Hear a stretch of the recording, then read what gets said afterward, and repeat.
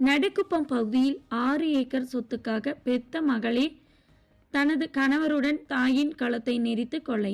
நிர்வாண கோலத்தில் வீசி சென்று நாடகம். திருப்பத்தூர் மாவட்டம் திருப்பத்தூர் அடுத்த புதூர் நாடு நடுக்குப்பம் பகுதியைச் சார்ந்த சாம்பசிவம் மனைவி சின்னக்காளி வயது 42 என்பவரின் கணவர் உடல்நிலை சரியில்லாமல் கடந்த 4 வருடங்களுக்கு முன்பு இறந்துள்ளார்.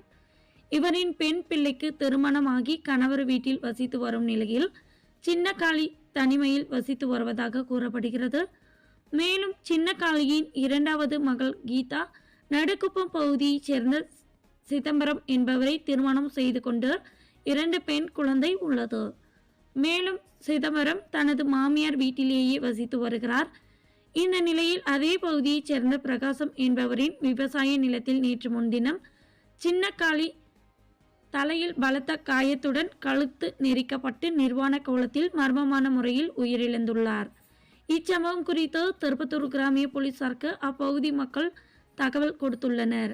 தகவலின் பேரில் சம்பவ இடத்திற்கு விரைந்து வந்த கிராமிய போலீசார் இறந்த சின்னக்காளியின் உடலை மீட்டு பிரேத பரிசோதனைக்காக திருப்பத்தூர் அரசு மருத்துவமனைக்கு அனுப்பி வைத்தனர்.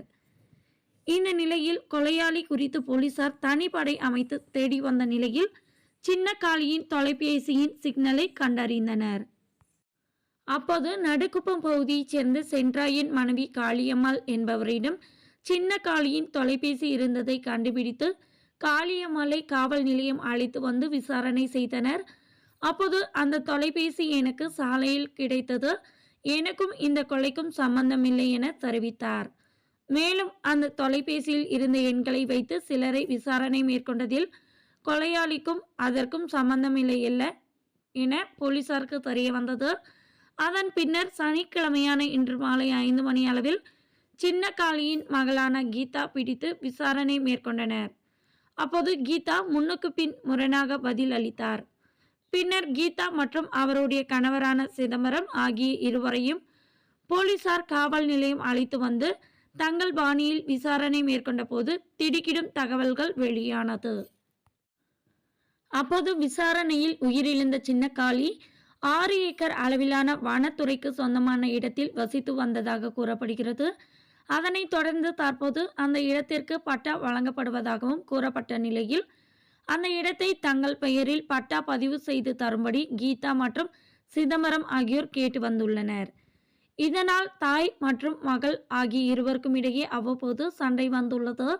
இந்த நிலையில் நேற்று முன்தினம் தகராறு அதிகமாக ஆத்திரமடைந்த மகள் கீதா மற்றும் அவருடைய கணவர் சிதம்பரம் ஆகிய இருவரும் ஒன்றிணைந்து சின்னக்காளியை கழுத்தை நெரித்து தலையில் பலமாக தாக்கி கொலை செய்து நிர்வாண கோலத்தில் போட்டுவிட்டு அங்கிருந்து தப்பிச் சென்றனர். மேலும் சின்னக்காளிக்கு சில ஆணுடன் தகாத நட்பு இருந்து வந்ததன் காரணமாக நிர்வாண கோலத்தில் கொலை செய்து போட்டு போலீசார் விசாரணை திசை திருப்பவே இந்த நாடகம் ஆடினோம் என திடுக்கிடும் தகவல்களை தெரிவித்தனர்.